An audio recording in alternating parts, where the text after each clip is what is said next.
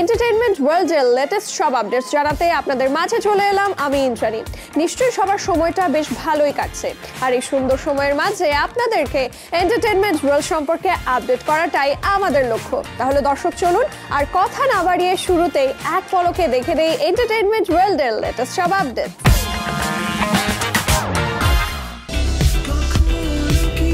প্রায় 2 বছর পরে কনসার্টে ফিরছে আলোচিত ব্যান্ড আর একটা রক ব্যান্ড। প্রায় 4 বছর পর প্রতিষ্ঠাকালীন সদস্যদের নিয়ে মঞ্চে উঠছে ব্যান্ডটি।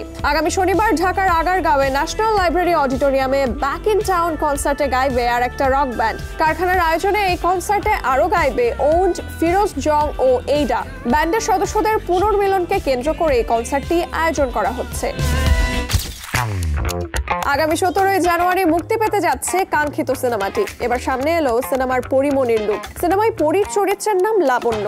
দেবরাজ সিনহা পরিচালিত সিনেমাটিতে পরিমণি ছাড়াও অভিনয় করেছেন সোহম চক্রবর্তী। এছাড়াও আছেন মধুমিতা সরকার। 17 ডিসেম্বর পরিমণি তার ফেসবুক পেজে একটি পোস্টার শেয়ার দিয়েছেন, আর সাথে লিখেছেন, লাবণ্যের সাথে পরিচিত হও, যে তার উষ্ণতা এবং আত্মবিশ্বাস দিয়ে সমস্ত কিছুকে প্রজ্বলিত করে।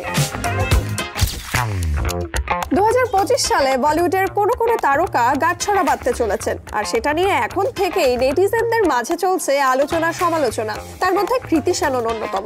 বহুদিন ধরেই তাকে নিয়ে নানান আলোচনা। ব্যবসায়ী কবির বাহিয়ার সাথে সম্প্রতি একটি বিয়ের অনুষ্ঠানেও দেখা গিয়েছিল তাকে। ভাইরাল হওয়া ছবিতে কৃতিকে একটি গাঢ় গোলাপি রঙের শাড়িতে কবিরের পরিবার এবং বন্ধুদের সাথে দেখা গেছে, যে পোস্টে তাদের সম্পর্ক নিয়েও চলেছে নানান আলোচনা। ভক্ত অনুরাগীদের মধ্যে অনেকের মতেই 2025 সালে বিয়ের পিঁড়িতে বসতে চলেছেন তারা।